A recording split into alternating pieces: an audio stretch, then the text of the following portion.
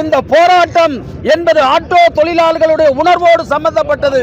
Auto தொழிலாளர்களுடைய உணர்வுகளை கணக்கில் எடுத்து போக்குவரத்து துறை அமைச்சர் அறிவித்த அறிவிப்பை வாபஸ் வாங்க வேண்டும்.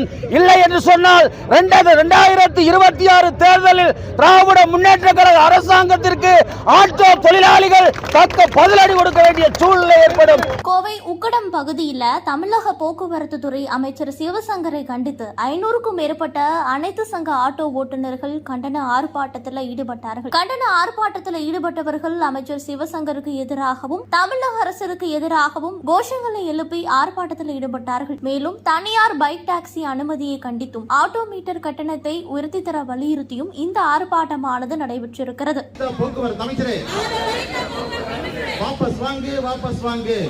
இந்தியாவில் எந்த மாநிலத்திலுமே பைக் டாக்ஸி இயங்க அனுமதி அளிக்கல. கடந்த 1 வருடங்களுக்கு முன்பாக போக்குவரத்து துறை அமைச்சர் சிவசங்கர் பைக் டாக்ஸிக்கு தமிழகத்தில் அனுமதி அளிக்க மாட்டோம் என வாக்குறுதி அளித்தார். ஆனால் தொடர்ந்து இயங்கி வரும் பைக் டாக்ஸி அனுமதியை ரத்து செய்ய வலியுறுத்தி போக்குவரத்து துறை அதிகாரிகளிடம் பேச்சுவார்த்தை நடத்தப்பட்டு தடை செய்யும் நடவடிக்கை எடுக்கும் நிலையில கார்ப்பரேட் நிறுவனங்களுக்கு ஆதரவாக 1 மணி நேரத்தில் அமைச்சர் சிவசங்கர் தன்னுடைய நிலைப்பாட்டையே மாற்றிவிட்டார் அப்படிங்கிற குற்றச்சாட்டுகளை முன்வைத்து அவர்கள் இந்த ஆர்ப்பாட்டத்தில் ஈடுபட்டு வருகிறார்கள். ஏழை ஆட்டோ தொழிலாளி பக்கம் நிற்காமல் ஏழை எளிய தொழிலாளியின் வாழ்வாதாரத்தை பார்க்காம என்ன வெங்காய ஆட்சி நடத்துறீங்க? என்ன வெங்காயத்துக்கு இந்த ஆட்சி?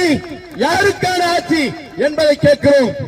எம் சிவாஜி, தமிழ்நாடு ஆட்டோ தொழிலாளர் சம்மேளனம் CITU மாநில பொதுச் செயலாளர்.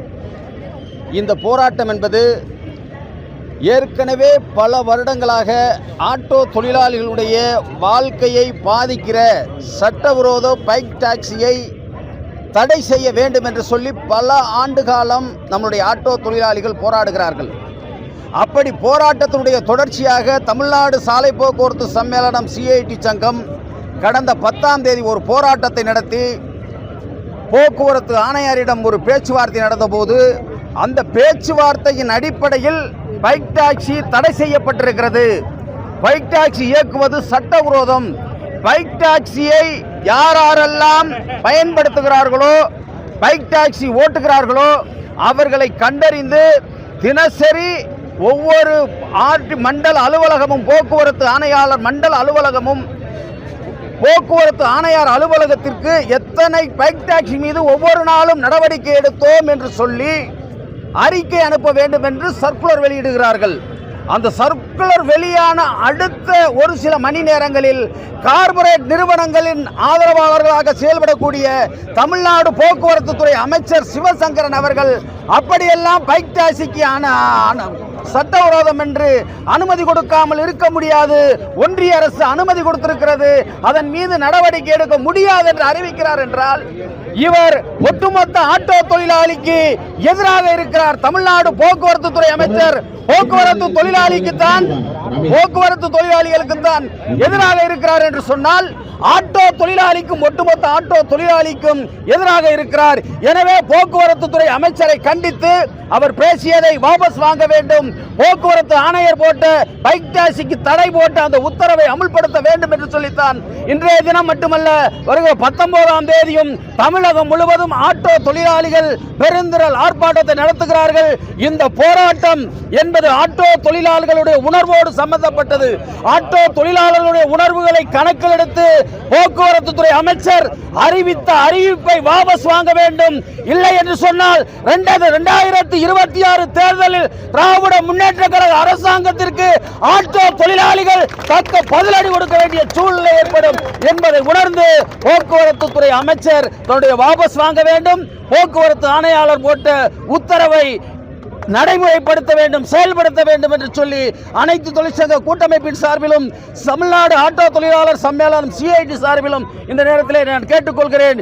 இது முடியவில்லை என்று சொன்னால் போராட்டம் தமிழகத்தில் தீவிரமாகும் என்பதையும் நான் தெரிவித்துக் கொள்கிறேன். இந்த நேரத்தில்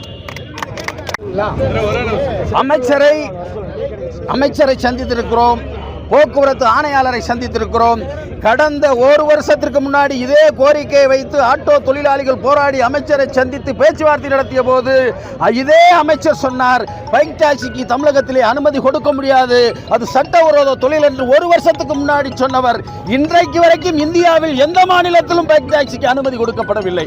இங்கே சொல்லுகிறார் என்று சொன்னால் எந்த அடிப்படையில் கார்ப்பரேட் நிறுவனங்களுக்கு ஆதரவாக அவர் செயல்படுகிறார் என்றுதான் சொல்கிறோம். மனு கொடுத்திருக்கிறோம், போக்குவரத்து ஆணையாளரை சந்திச்சிருக்கிறோம், போக்குவரத்து அமைச்சரை சந்தித்திருக்கிறோம், முதல்வரை சந்திக்க தேதி கேட்டிருக்கிறோம். நிச்சயமாக இந்த பிரச்சனையை சாதாரணமாக ஆட்டோ தொழிலாளிகள் விடுவதாக இல்லை. இந்த பிரச்சனைக்கு முடிவு கட்டும் வரை போராட்டங்கள் தொடரும் என்பதுதான் இந்த நேரத்தில் நான் தெரிவிக்க வேண்டியிருக்கிறது. எவனும் கிடையாது. எல்லா அரசாங்கத்தையும் பார்த்த தொழிலாளி காக்கி சட்டை தொழிலாளி. ஆகவே இப்ப ஆட்டம் போடுகிற சிவசங்கரா, நீ சங்கரா சங்கரான்ட்டு போக, உனக்கு ஒன்றும் 50 வருஷத்துக்கு ஆள்றதுக்கு அதிகாரத்தை கொடுக்கல என்பதை புரிந்து கொள்ள வேண்டும். போக்குவரத்து ஆணையாளரை சந்தித்தோம், கோயம்புத்தூர் ஆணையாளரையும் சந்தித்தோம். என்ன சொன்னாங்க? ஆட்டோ தொழிலின் வாழ்வாதாரத்தை தட்டி பறிக்கிற பைக் டாக்ஸியை, சட்டவிரோத பைக் டாக்ஸி, சட்டத்துக்கு உட்பட்டது அல்ல. மோட்டார் வாகன திருத்த சட்டம், மோட்டார் வாகன சட்டம் எந்த சட்டத்திலும் இடம் கிடையாது. சொந்த பயன்பாட்டுக்கு பயன்படுத்துகிற டூ வீலரை, ஆட்டோ தொழிலை, டாக்ஸி தொழிலை சாவுமணி அடிப்பதற்கு சிவசங்கரனை அனுமதித்திருக்கிறார் என்பதை ஒருபோதும் ஏற்க முடியாது என்பதை நான் சுட்டிக்காட்டுகிறேன். ஆகவே பைக் டாக்ஸியை தடை செய்ய வேண்டும், ஆட்டோ தொழிலாளியின் வாழ்வாதாரத்தை பாதுகாக்க வேண்டும் என்பதற்காக கரம் கோர்த்திருக்கிறோம். ஆனால் சிவசங்கரன் மாநில அரசு ஏழை ஆட்டோ தொழிலாளி பக்கம் நிற்காமல், ஏழை எளிய தொழிலாளியின் வாழ்வாதாரத்தை பார்க்காம என்ன வெங்காய ஆட்சி நடத்துறீங்க? என்ன வெங்காயத்துக்கு இந்த ஆட்சி? யாருக்கான ஆட்சி என்பதை கேட்கிறோம். எவனோ கார்பரேட்டுக்காரன் பிழைக்கிறதுக்கு எந்த நாட்டில் இருக்கிறான்னு நமக்கு தெரியாது. ஓலா, ஊபர் போன்றிருக்கிற எல்லா கார்பரேட் கசுமானங்களும் வெளிநாட்டுக்காரனை வாழ வைப்பதற்கு, உள்நாட்டு தொழிலாளிகளை சாகடிப்பதற்கு இந்த திராவிட மாடல் அரசு